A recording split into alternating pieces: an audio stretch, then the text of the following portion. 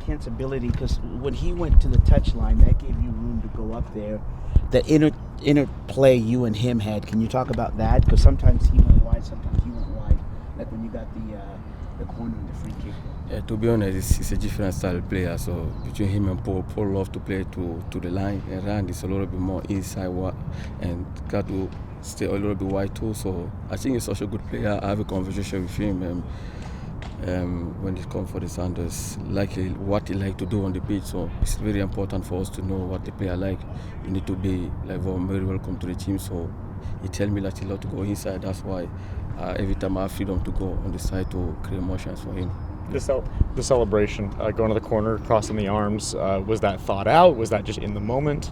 I mean, to be honest, sometimes you play some team, but it doesn't come out, so you score the goal. So I just did what I did. I was about to dance, but it was no perfect timing to dance. So that's why I just did that celebration. What dance did you have in mind for the third goal? I mean, I've been working the dance with Pedro and Obed, but it didn't work. So Pedro was out. That's why I was like, I'm just gonna save that maybe for the next game. How do you feel that you've developed as far as knowing when to go forward or when it's good to go forward and when it's important to stay back? It seemed like you had that rhythm really well in that game.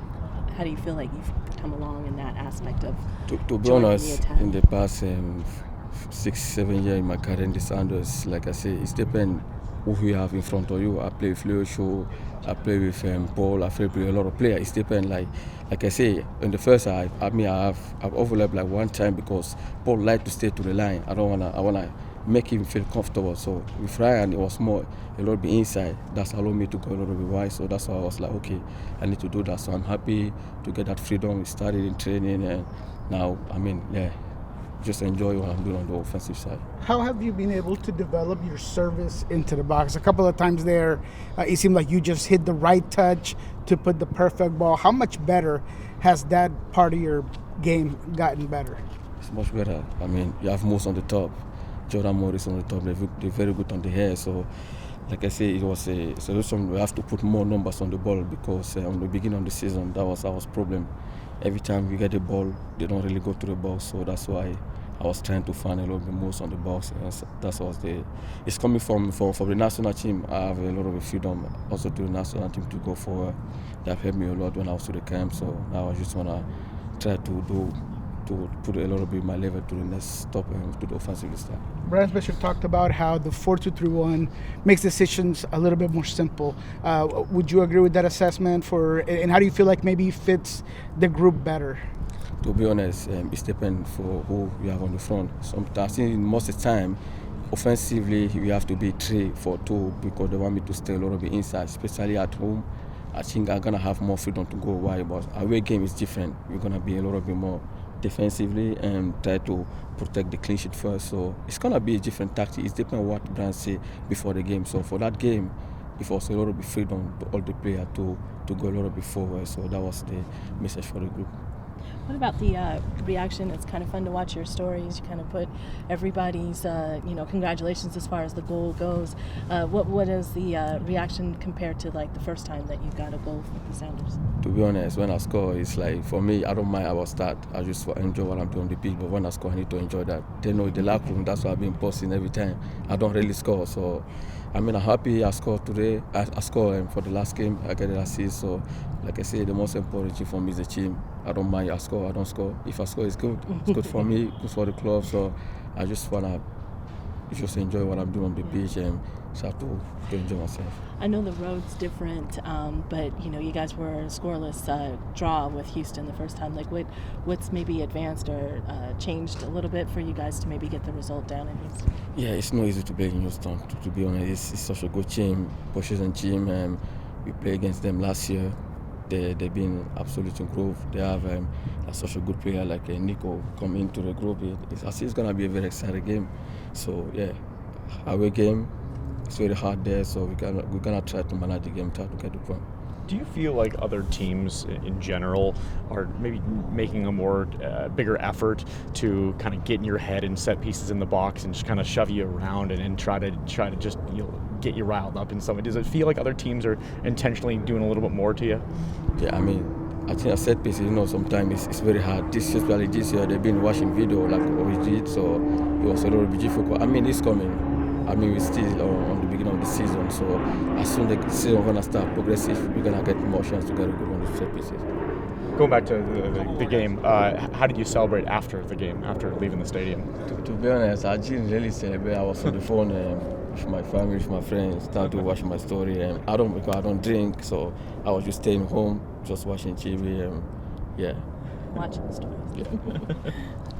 Thank you. Thank you. Thanks, guys. man. Thank you. Congratulations. Thank you very much. Obviously, the win is a good win, but did it look as good on the review of tape than when you were watching it live? You know, normally when you have a bad performance, you look at it on tape, and it's a little better than what you thought because there's always emotion in sports. You get tense. This one looked similar. It was a little bit better on tape than what we actually felt because everybody was happy and joy and knew whose goal and all that. But some of the tactical things that we were able to accomplish were good. And so when we reviewed the film today, we went over some of the, not just the goals, but some of the little details, devils in the details of what we did good in that game. Because we're going into a 3-game away from home stretch where the littlest detail might make the difference in getting points or not. One of the details was Ryan, and do you feel that he's 90-minute fit to start a match, or he could start a match? I don't know if he'd be 90 minutes fit, but he could definitely start. And between him and they're obviously different players, him and Paul, but sure. What do you kind of see between the difference? Because Ryan seemed to make a real impact, obviously. Yeah. Well, again, if you listen to his comments after the game, I mean, the game was a little easier when he came on. I think we had control of the game, so I appreciated that comment. But look, he's a super talented player. So, how do we get him on the field? How do we reward Paul for his hard work? It's going to be competitions, and I wouldn't say it's just that position and Paul and Ryan, but Paul's first inclusion into the first squad. If you remember that game against Minnesota in Leagues Cup when Alex Roldan went down, and then he jumped on the right wing and he did pretty good. So Paul can fit different spots. Ryan is kind of more left wing, but there's good competition in multiple spots. Brian, we saw Jesus working on his own. Yeah. What is his status so far? Look, we're going to try and get them into as much training as they can for this 3-game stretch. Does he make the first game? Maybe. If he doesn't make the second game, chances are pretty good he'd make the middle game. And if he has a setback, then he'll for sure be ready by the last game, Portland. But we'll see. We're taking that on a day-by-day basis. And just 2 more. Jackson seem to be full training, perhaps, and then he's still in modified training, but he's on the same program. He's got to pass some tests this week, but he's close as well. If he doesn't make the first game, maybe it's the second. If it's not the second, I'm sure he'll be ready for minutes by the third. And then he went in early. Is everything okay with Danny Musovski? Yeah, that was planned. Okay. Everything's good there. Hey, Brian, it looked on film, in my layman's view of it, that Christian Roldan really played an integral part, just up, down, sideways, and then can you just talk about his importance in the game? We talked about Obed and Christian in their range. The final data, they were both over 12K. Their HID was very high, their VHID was very high, so the two of them together make a pretty effective pair in running. But soccer is not just about running, it's about smarts and it's about technique and some of those things. So Christian and Obed had good games. Did you have an emphasis on, in the second half, quick ball movement? Because that also seemed to make a difference, or that just organically? That happened. I mean, when you get on top of teams and they were playing, 5-4-1, you had one forward up front, it made us easier to progress the ball into the attacking part of the field. And I think that kind of helped us with our rhythm to the game. And then once we got rolling, then the team looks good. Tacoma, Portland tonight. More than just the win. What do you want to see from the Sounders head coaching eyes from out of a bunch of win? interesting? It's full dead stop. Come on. I mean, I don't want to give away the lineup, course, but yeah. I'm looking at some of the guys that we're going to put out there. I'm looking at the up-and-coming Snyders, Sebastian, Osaze. I'm looking for a competitive game, but man, I would love for, I'd love for an upset to happen, a cup set. That's the word I was searching for. I'd love for a cup set. You gonna Are be you there? going to be? Yeah. I'm going to be there for sure. I'm going to be in the beer garden with Marcus Hanneman. Oh.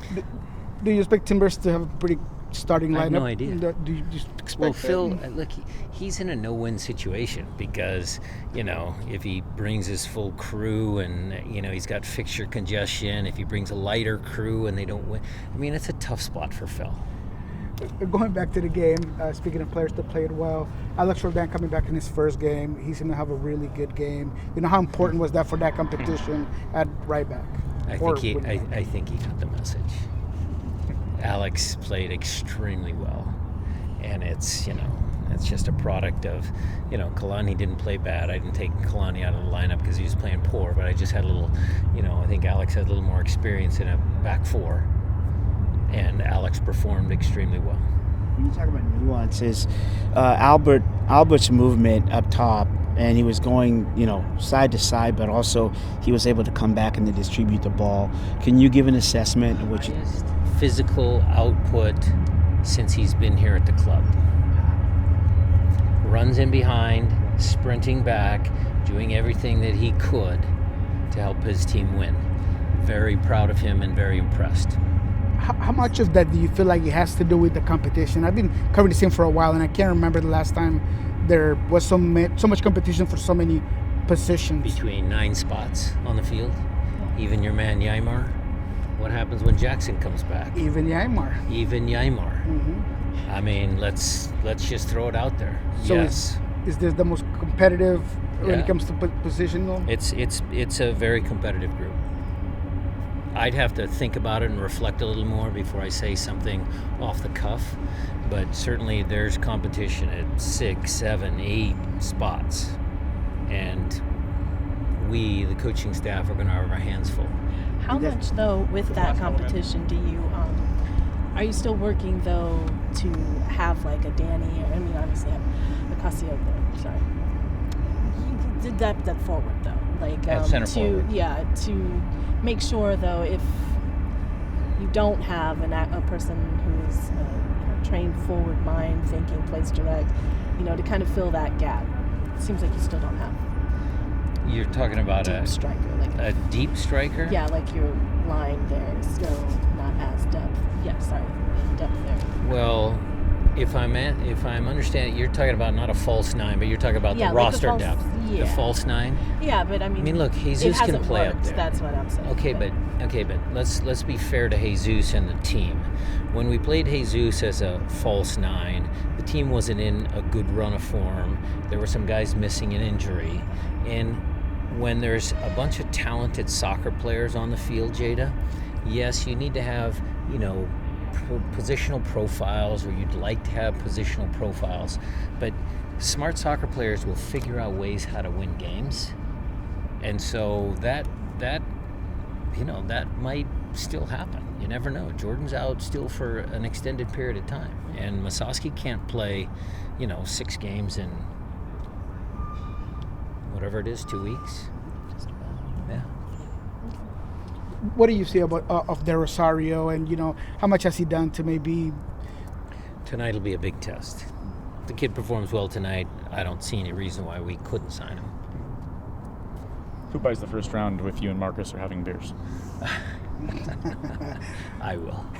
Marcus has done a lot for the club and me.